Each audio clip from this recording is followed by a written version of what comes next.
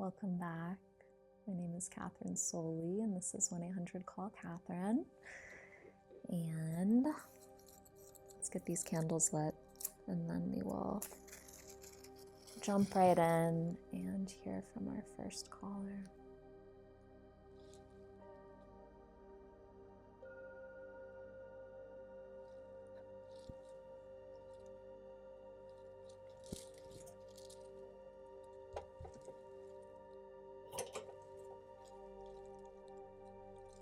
Hi, this is Bryn. I was calling to get advice on my dreams, actually.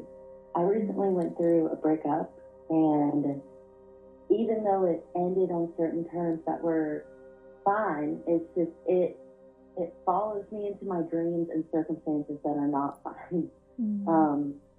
Whether that be, it's a variety of scenarios, and it follows me every night, and I've found that to be a pattern, but this is the one that stuck out the most, because before it would be like childhood things that would come into my dreams, but they're usually things I can't control, or based around things that did happen, or like just worse, and I don't know what to do with that information, I guess. Because I do feel like it's probably for a purpose. I just don't know what that purpose is when it's something that is in the past. So, thanks. Okay. All right, well, thanks for calling in, Bryn. My guess is that probably a lot of people listening have had similar things happen. I've certainly had similar things happen. You know, you go through a breakup, and usually not everything is neat and tidy in breakups, right? I mean, an ideal situation, when it was time for the relationship to end, both parties would recognize it. They would be able to feel, okay, I think that this is coming to a closure, and both people would come together, and there would be an acknowledgement of the relationship, and there would be a parting on, good terms. But usually that's not the case. Usually people have different things that are up, that are triggered, and even if it's done cordially, there's usually certain feelings that are still not worked through underneath. And so then our unconscious, our subconscious has to kind of work that out in the dream world. And yeah, and I'm not totally clear here if the dreams, it sounds like it has to do with your former relationship.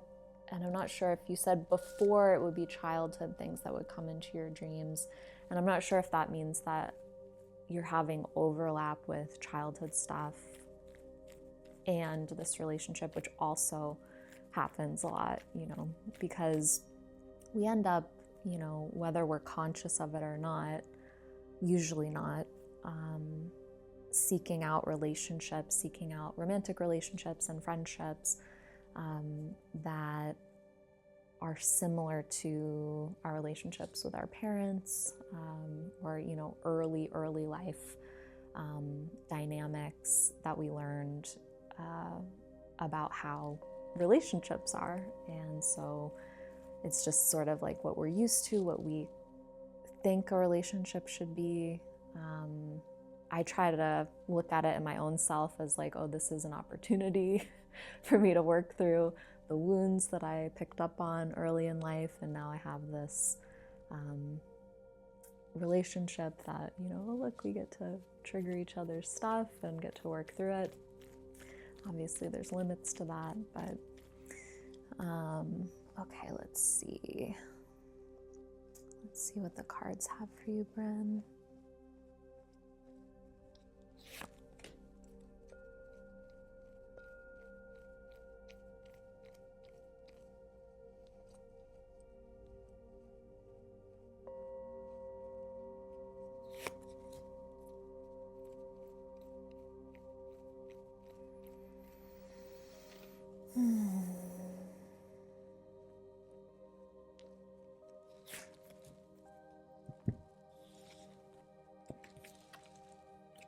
Okay, so we have the Nine of Swords, the Three of Swords, and the High Priestess. So that sounds about right. Going through a breakup, having the Nine of Swords and the Three of Swords there. Both of these cards are prime examples of why I stopped using the Rider-Waite-Coleman-Smith deck a couple of years ago. And I'll show you what those cards look like in that deck, because they look very different than they do in the Marseille deck. And they welcome a lot of projection, and they show just kind of like a one-sided perspective of what the card means. But the cards are not, necessarily representative of those qualities that are depicted here in the Rider-Waite-Coleman-Smith deck. But these can be kind of aspects that can come up. I've probably talked about this before, and I have to watch myself because I'll go on like tangents and rants about this, but I like the decks like this that have very simple imagery, that don't have, a pictographic, don't have a representation of what the cards mean for the suits, because it really limits your perspective of what the card means. For example, so if this is what the Three of Swords means, you're really limited there. You're only looking at the unhealthy, the difficult aspects of the Three of Swords. But the Three of Swords have to do with the way we think, a little bit the way that we communicate, our minds, the element of air. And so one aspect, can be as we're moving into new ways of thinking, it can be difficult. And so that's where this kind of heartbreak image comes up. But it can also, moving into new areas of thinking, which is what the three, generally how I look at the three, is we're moving into a new area, we're expanding our mind out of something that's more familiar and comfortable. But it can also feel really great. It can feel also really good. Like we're ready to expand, we're ready to be thinking new ways, we're ready to move into new territory. And so anyway, that's my tangent about, the pitfalls of the Rider-Waite-Coleman-Smith deck, or any deck that there's just millions of decks out there right now. There's like a big cash grab. Everybody's making a deck. This has been going on for 10 years now. And I think it's, maybe they should be called oracle decks instead of tarot decks, because they're not really, they're limiting the scope of what's possible. Anyway, if you want to hear me rant more about this or talk more about my philosophy on tarot and how I read tarot and learn how to read tarot yourself, I have 35 hours of video classes on my Patreon. All of those classes are available, every single one of them in a bundle together for $5 a month on my Patreon. And in addition to that, there's 50 other classes about poisonous plants, herbalism, herbal smokes, herbal aphrodisiacs, symbolism, the Book of the Dead, all different kinds of things. And all of those classes are available together on Patreon. And there's also collective tarot forecasts each month that are available there too. So anyway, back to the reading. So it's not surprising, to see the Nine of Swords and the Three of Swords showing up post-breakup. Both of these cards can be, we're moving into new territory in our way of thinking.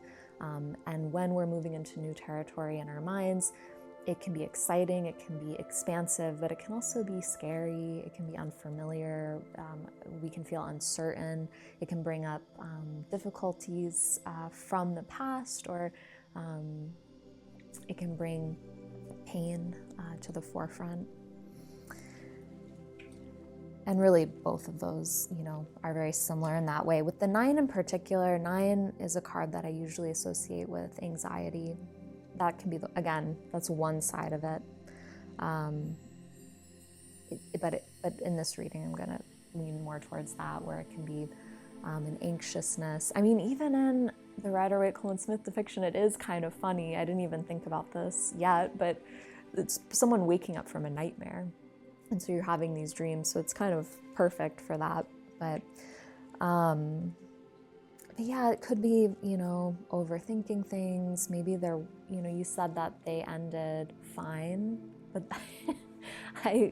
the way that you said the word fine, I noticed was a little like, it was fine, you know, kind of like that, but you had a little Southern twang on there. So I wonder how fine it really, like maybe it was okay, but it wasn't ideal. And I wonder if you're finding yourself thinking about it a lot in the aftermath. Even if it does end fine, like really fine, oftentimes when we go through some kind of shift like that, we do end up finding ourselves thinking a lot about what happened, analyzing, you know, what they did wrong, what we did wrong, what we don't want to repeat, what we miss about the person. You know, it can be very easy to get into like a lot of overthinking about things, and that could be where that 9 of Swords is coming in. With the 3 of Swords, obviously, again, if we look at that Rider-Waite-Coleman-Smith, there can be that feeling of heartbreak, there can be that feeling of uncertainty, unknown, we're moving into new territory, and that can be just disoriented, confusing, and so that makes a lot of sense that that would be coming up as well. But then, as we see her, we haven't talked about her yet, but we have the High Priestess here on the right side, and she's looking over, looking across at these swords. And so, you know, I don't do spreads when I do readings. I don't do like a past, present, future position to the readings or anything like that, but I do look at how the cards lay themselves out and how they interact with one another. And so I do see the High Priestess here, and she's looking out across these swords cards.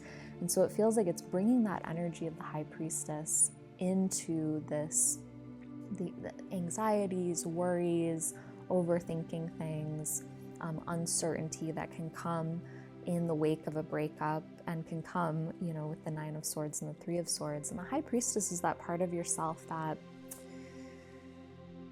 is a little bit zoomed out. You know, the term High Priestess is kind of an interesting one because I think it welcomes a lot of projection of like this like high spiritual, you know, part of ourselves, and that is definitely part of it. But the High Priestess is just also can be very practical in a way. It's like it can be very intuitive but also very practical, seeing things in a clear way, ideally. And so, you know, I would at this time call on this part of yourself. Perhaps, you know, the High Priestess in this instance would be a good fit for like dream analysis. Put on your dream analysis hat, your High Priestess hat there, and, you know, reflect on what are the themes of these dreams. And I don't know any of the details about what's been coming up. Are there things that were unsaid in the relationship? Are there things that you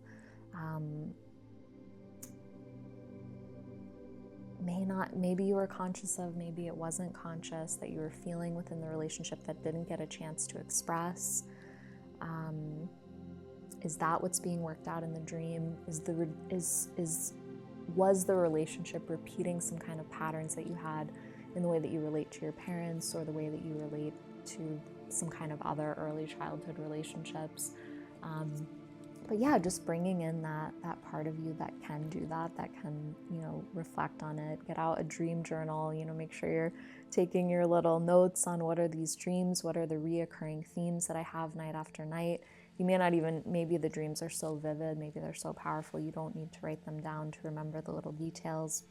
But I find it helpful to do that when there's something that's coming up again and again and again. What is the dream telling you? What are you needing to look at in your conscious life, in your day-to-day life? Is there something that's been left unexamined, that your subconscious is telling you through your dreams? So let's pull an oracle card here for some guidance with these themes going forward. You know, before I pull that, I feel like it's kind of funny. I'm just reflecting on it now, and it's like, sometimes the readings that we get are just reflecting back what we already know, in the sense that this is what it is now. I mean, really, I believe that tarot is always just reflecting back what we already know. Like it's never really giving us new information. If you think that a tarot reading is giving you new information, look again, because it's likely not. It's likely something that you already know to be true, but it's just been maybe pushed back into the back of the mind a bit. But if you're really honest with yourself, you can be like, yeah, I know that to be true. And so this one is, I never know what's going to come up in the readings, but I think listening to your call, I was thinking, oh, let's see, it's going to tell us, what Bryn needs to know about these dreams. And no, it's not really. It's just saying you already have the tools that you need to look at these dreams. You may be overthinking things a little bit, overanalyzing things a bit. You may be in your head a bit too much about it. And that's where the High Priestess comes in. She comes in and brings that intuition. She brings that ability to analyze the dreams. And she brings a certain clarity, and there's like an organizational energy to the High Priestess that I think, at least, that's what I often will feel from her. There's like an orderliness. It's not like the crazy mystic. There's like an order to her mysticism. Okay, let's pull an oracle card here to offer some guidance with these themes going forward. Nice, okay. So we have the Perseverance card. And I love this one. I probably say this about most of the cards in this deck, but this is definitely one of my favorite cards in this deck. It reminds me of living in Colorado, and I used to live in Colorado, and you would literally see these juniper trees growing out of the sides of rocky cliffs, like these rocky mountains with just trees growing out of the side. And it was always so amazing to me, like it really, really life will persist. And so perseverance. So, my sense already about this reading and the card, this card just kind of reflects it, is just keep with this. It takes time after a breakup usually for things.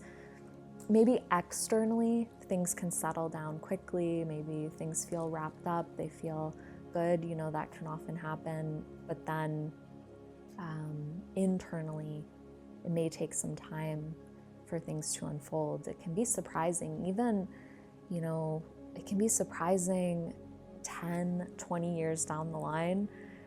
Something from an old relationship can kind of get triggered and be like, wow, where did that come from? Oh, I guess I didn't fully really work through, that thing that, my boyfriend said to me when I was 19, and I've been holding on to it all this time. And now someone said it to me at age 40, and it's like, whoa, where did that come from? So just stick with it, just keep going along.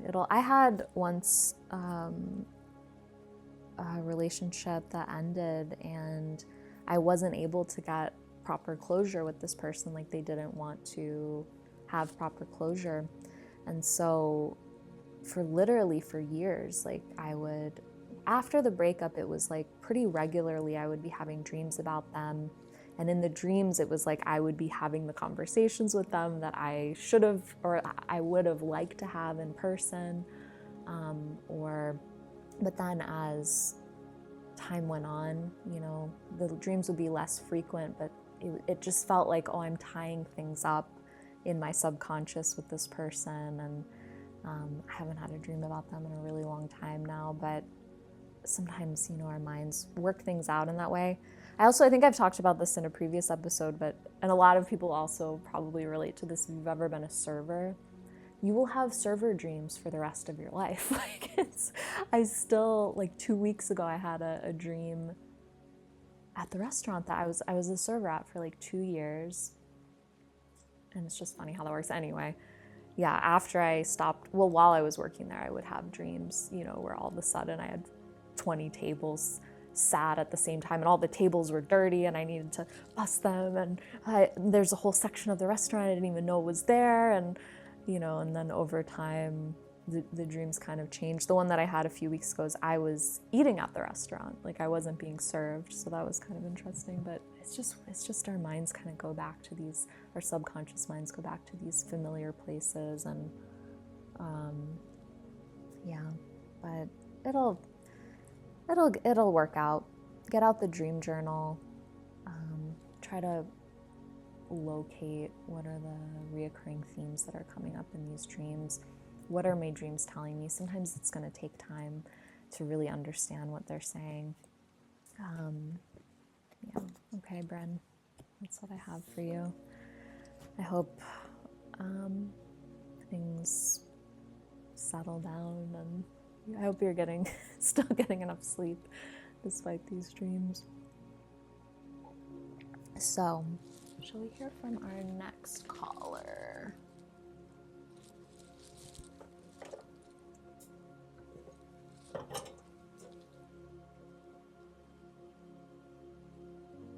This is Jakub. I wanted to ask for some guidance because of the political and cultural zeitgeist of today. I've been lately feeling like I should engage more with the world. I decided to get to know parents and kids from my daughter's school better and get into more discussions about important topics with friends and colleagues and work on my ability to discuss and argue my point better. But I also have been wondering if I should maybe even join a local political party in my area. Part of me feels like I should be more proactive in this regard, while the other one is thinking that I should just work on myself and let the opportunity to engage come from somewhere else. Can you please help me figure out what I should do? Thank you. Okay. Thanks for calling in. I think you said your name was Jakub. The what's it called? The little write-up it gives me, transcription, said your name's Yahoo. That's not your name. I've had a lot of, this is another one that I was thinking a lot of people can probably relate to, where there's just a lot going on in the world. We're exposed to a lot of things that, our ancestors wouldn't know what was going on the other side of the planet. And we know a lot just sitting in our, our little boxes that we live in with our little rectangles that we hold, and you can see a lot about what's going on around the world. And it can feel like, oh, what do I do? Do I get more engaged? Do I work on myself? Do I work on my local community? Do I put attention on the world at large? And I think a lot of people it's too overwhelming, it's exhausting, so they just kind of feel paralyzed by it, but then feel maybe guilty about feeling paralyzed by it. So let's see what we have for you here.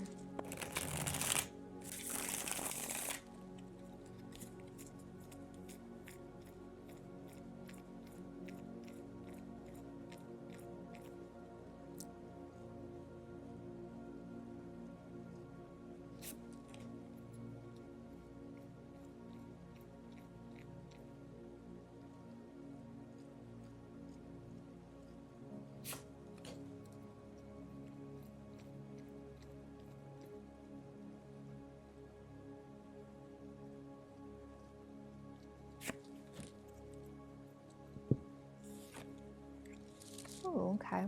The High Priestess again. So we have the Seven of Pentacles, the High Priestess, and the Nine of Cups. So overall, when I see these three cards, the first thing that comes to mind is basically do what needs to be done. Like, just deal with what's in front of you. Be patient. You don't need to fix everything today. You don't need to rush things through. Deal with, what's here immediately. Do one step at a time. Enjoy what's here as well. I think that a lot of people right now, because we are being exposed, and there is a lot of heinous things happening, and we have this front row seat to it, is that a lot of people can get fixated on what's wrong and become just ineffective, stress balls, dead inside, exhausted, depressed, and that is of no help to the situation. Like, it doesn't help to be like that. I know it can be hard to avoid feeling like that when you're exposed to these things, but it's very important, I think, to make sure that we take time to engage with the things in our personal lives that we're grateful for, that are enjoyable. It sounds like you have daughters, so that's, you know, a great place to start, is to enjoy your daughters, just time with them, and any other kind of things in your life that bring you joy.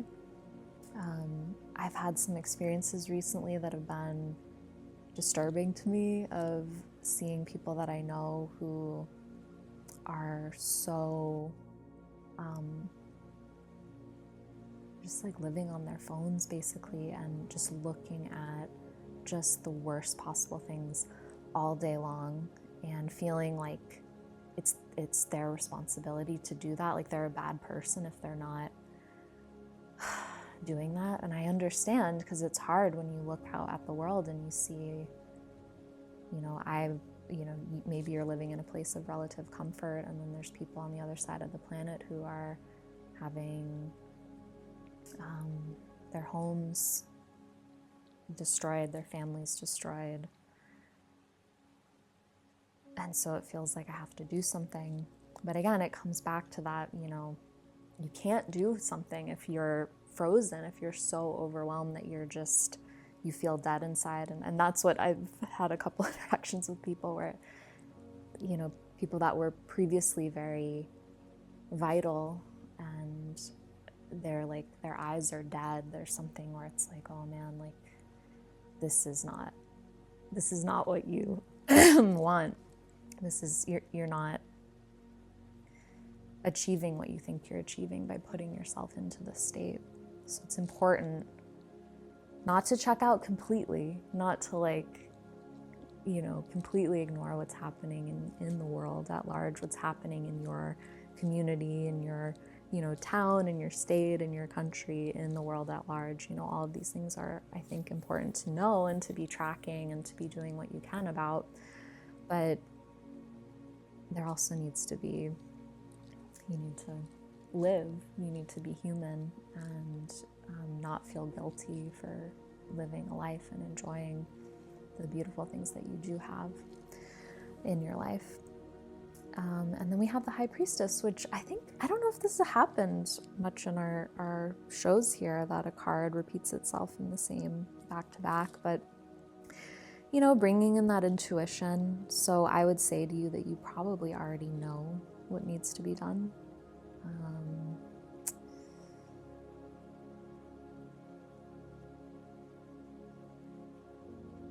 That you already know what needs to be done, and or use your intuition to figure out where you want to go with this. How do you want to live your life? How do you want to have an impact on the world around you? I think for a lot of people, you know, being a good father, being a good parent, raising your children the best that you can, teaching them to be good people, you know, doing what you can for your family, for your community, is enough for a lot of people. But if you're someone who feels called to engage in politics, you said you wanted to join a local political party, and you're someone who you feel like that's what you're meant to be doing, you're drawn to that, you're going to be good at that, or even if you're not going to be good at it, you feel this like intrinsic call, this intrinsic pull to do that, then do that. But, you know, use your intuition to figure out, is this right or not? Try not to think about it. Try not to do, you know, a pros and cons list, but actually like follow your heart, so to speak, as cliche as that may sound. Follow your heart, follow your intuition, follow your gut. Yeah.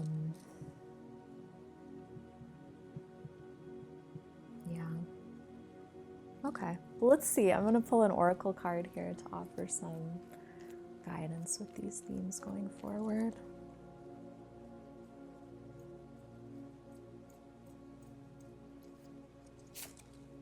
Ooh, la la, okay.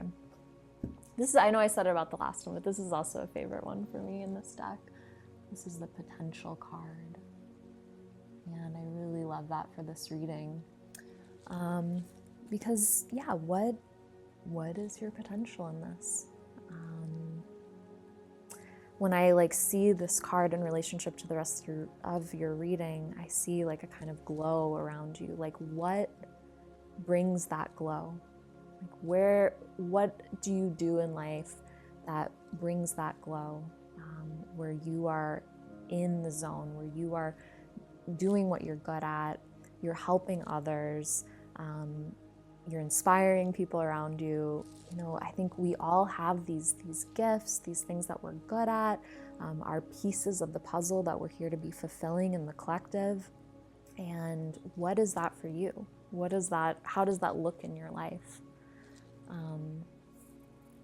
I think another thing with, you know, being on the phone a lot and being exposed to so many things going on in the world, is that it can pull you away from, you know, what are you here to be doing? Because it kind of encourages people into fulfilling a role that maybe they're not actually supposed to be fulfilling, but other people are telling them that they are supposed to be fulfilling that role, that they're supposed to be acting a certain way, moving through the world in a certain way, but it may not really be the right way that they're supposed to be contributing or helping or, in the world. So what is that thing that lights you up, that where you're really like, yeah, this is what I'm good at? And so even if, you know, getting involved in politics, you know, how would you best serve that? Does it, you know, are you good at could you volunteer to do paperwork? Are you good at that? Are you good at talking to people? Are you good at, you know, going door to door and inspiring other people by your, with your message, having pamphlets, whatever? Are you good at making infographics? Are you good at baking? Can you bake food for a baked good drive, food drive? Oh, not food drive, like a, what do they call it? You know, where you bake goods to raise money, things like that. There's just a lot of different possibilities of how that could look. So, okay. I think that's what I have for you. Yakub, I hope I'm saying your name correctly. But yeah, and I don't know where you are because I see that you have a European phone number, so I don't know what kind of situation your country is in, or I don't know what your country, I don't know that country code, but I know you're not in the US, so I don't know what it's like there. I don't know how, you know, potentially dire the situation is, so yeah, I wish you the best on this journey, and I think it's really cool that you're thinking about that this, you know, you're wanting to contribute and to do something. Yeah, okay. So should we hear from our last caller? Let's see, I think we'll let's do this one.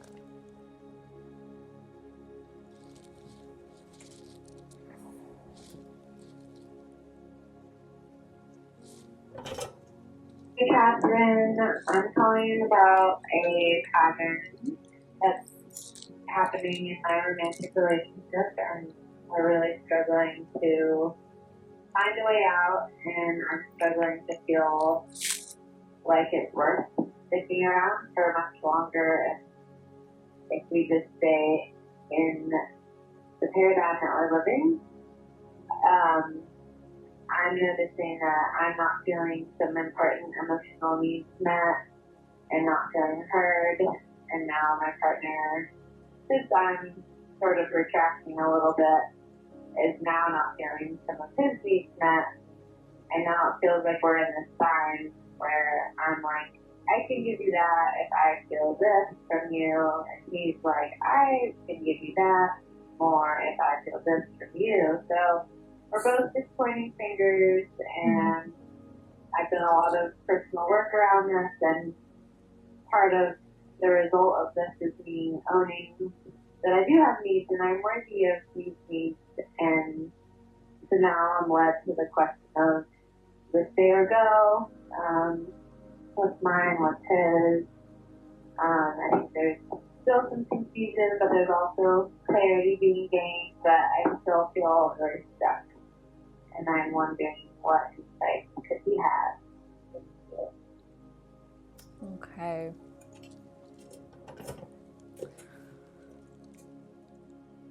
Okay. Yeah.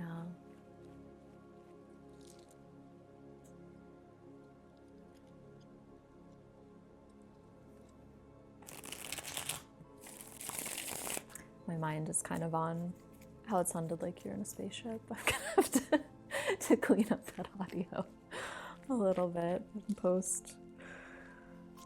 What is post-production? Is that the word? I don't even know what that means. In just editing on my laptop. Yeah, so kind of just in a space where both you and your partner feeling like your needs are not being met, and then feeling like in order to have those needs met, you need the other person to meet, your partner needs to meet your needs in a certain way so that you can feel like you can meet their needs, but they don't. It's like a chicken and an egg thing. Yeah, let's see what the cards have to say about this.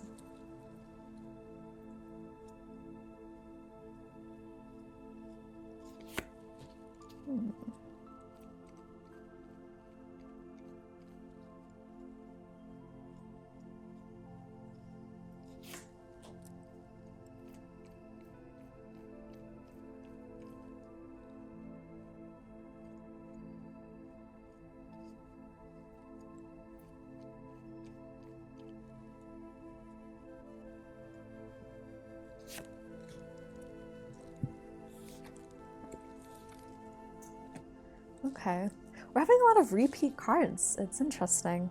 So we have the Nine of Cups, the Three of Swords, and the Queen of Cups. And so, yeah, just right away, there's again, like thinking back to what I was talking about in the first reading, how we could look at how the Three of Swords is depicted in the Rider-Waite-Coleman-Smith deck, heartbreak, but it's also, you know, you're moving into thinking about the relationship in a new way. You know, you're trying to relate to the relationship, think about the relationship in a new way, and that's here in the center.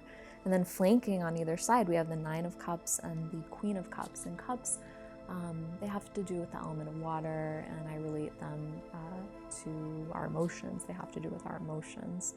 And so, you know, both of these cards, though, the Nine of Cups and the Queen of Cups, to me feel like you got to focus on what's good in the relationship, and on giving, on like being generous, being loving, and enjoying your partner, seeing their good qualities, seeing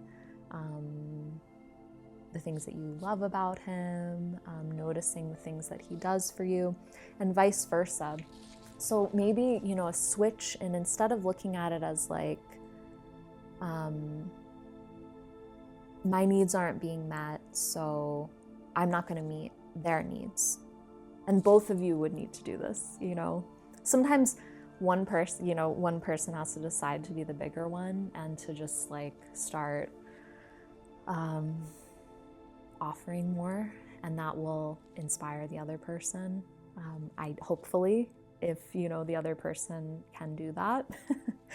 But to just, you know, be like, okay, I'm just gonna focus on what I love about my partner. I'm gonna focus on what's good about him, his good qualities. You know, I'm gonna focus on the things that I do receive from him, the love that I do receive from him, the things that he does do for me, instead of focusing on the lack, on what's wrong. And it doesn't mean, you know, ignore, you know, the things that are difficult in the relationship, that you're gonna have to work that stuff out. But listening to your call, I'm wondering if there's just, you know, this kind of like standoff of like, it's not safe for me to love you because I don't know if you love me. And maybe both of you are feeling that way. You might hear that and go, no, that doesn't make sense. Like, I know he loves me, but go a little deeper, You know, what is that need that's not being met? Could it be a feeling of like, I don't know if he loves me. I don't know. Yeah. And I don't feel safe. I don't feel comfortable giving him love if I feel like he doesn't love me, and vice versa. And you know, if you guys are not able to do that, to work that out, if the demands feel too high, you know, I can't do that for you because that's too much of an ask, or if there's just like a general incompatibility issue, or there's something like a bigger rift here in the relationship that this, you know, the issue that you called in about, then that's a different story. But if it really is just, you know, I can't do this unless he does this, and he can't do this for you unless you do it for him, then if that's all it is, and they're not like, it's not a huge deal, there might just be like a need for one person to start it, to be more vulnerable, to take the jump, to offer, and to be patient too, because sometimes it can take time. You know, if you're the one who's going to take the first step and be like, okay, like here, I'm going to give you this, what you need from me, or what you're telling me you need in this relationship. Sometimes it can take time for the other person to like open up and be ready to reciprocate. Sometimes it's like that. Sometimes they're like, oh, I feel loved now. I feel safe. Now here, I want to reciprocate. I notice, you know, in myself, in any kind of relationship, when someone goes out of their way, or not even, they just do something kind of like simple to show that they care about me, or to help me in some way, or, you know, to do something for me, I'm very like, oh my gosh, thank you so much. And I want to like give back, you know, I want to reciprocate in some way, to let them know that like, wow, I feel filled up now, so now I'm you know, here, I want to fill you up. But it can be hard, you know, when we have wounds around trust, we have wounds around whether we're loved or whether we are lovable. But if you really, you know, want it to work out with this person, you may have to be the one to take the first step. And if you do, and he's not able to reciprocate, you do, and you give them a little bit of time to receive, and he's not reciprocating, you can talk to him about it. And then if it's not working, then it's not working. Sometimes it's too confrontational. It's too vulnerable for people to really like to be able to reciprocate, and you have to just accept that that's where they are, and either say, okay, I'm gonna stay in this relationship knowing they're not able to give me this, or I'm ready to move on. So let's see, let's get an oracle card here for some guidance with these themes going forward. Okay. So we have the Spirit card.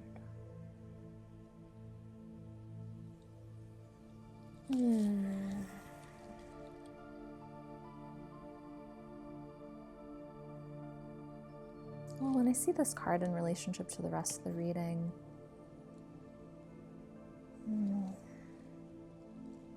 unseen dynamics comes to mind.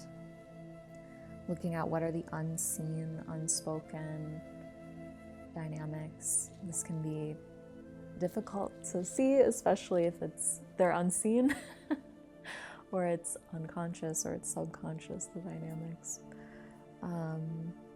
And what also comes to mind is that like a higher kind of way of relating to the situation. If there's like a young part of yourself that feels wounded, that feels like her needs weren't met in childhood, and now it's, now my needs aren't being met in a similar way. I'm looking for those needs, maybe growing up, my dad didn't give me the affection that I needed, and now I'm looking for that void to be filled through my spouse, just for example. Maybe, you take on like a higher perspective, so to speak. Maybe there's ways that you can offer that love that you didn't get from your father to your own self. Maybe there's ways to work through that.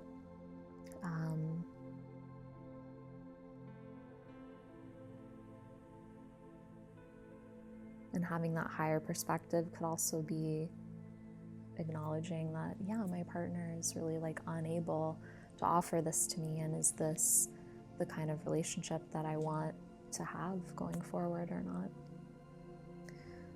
So, okay. All right, caller.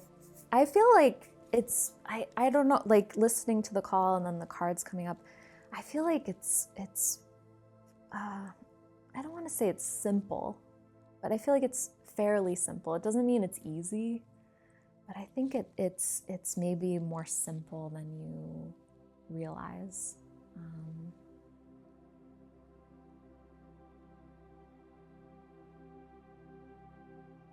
Yeah. I think it'll be fine. I'm not like worried about you. Okay, that's what I have for you, caller. Thanks for calling in. Okay, well, let's close out with the card of the day. I guess before I pull the card of the day, I should let you guys know that if you would like to get a reading with me, not on the show, I do offer them through my website. I have personalized monthly tarot forecasts, which is my most popular offering and has been my most popular offering for like 6 years. Every month, around the first of the month, you can get a tarot reading from me delivered to your email. And I just give you, a reading, just like how we do on the show here. But whereas there's specific questions on the show, this is just kind of general things to keep in mind for the month, personalized to you. And then I do offer readings as well for if you have a question about something, you can order that through my website. You can give these as gifts as well. A lot of people have been doing that lately, which is sweet. It's a nice thing. And if you want to learn tarot yourself, as I mentioned at the beginning of the episode today, I have a lot of material on my Patreon for learning tarot, and there's a lot of hours, a lot of material there. I'm also having a big sale on my website right now through May 11th. I have 40% off all essences and elixirs on my website, except for the energy center elixirs. Those are the only things that are excluded. And 50% off all salves on my website. And I never do sales like that, but I'm trying to raise some money and clear off my shelves so that I can order some professionally printed labels, get some nice brightly colored labels, and no code is necessary. You can find that if you go to my website before May 11th. I also have 20% off my poisonous plant medicine course, a recorded version that I did in January, and you can watch the whole course right away, instantly. And if you use the code HAPPYDAY25, you can get 20% off. And that is also available through May 11th. And I never do sales like this, so if you're watching, take advantage of it.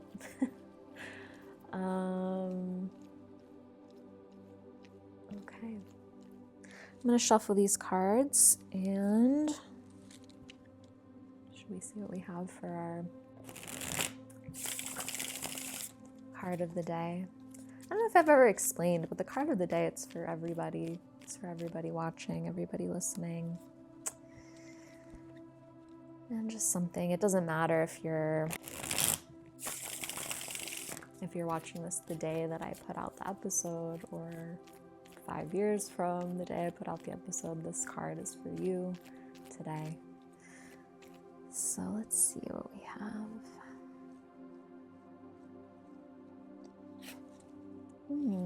Okay. The moon. La lune.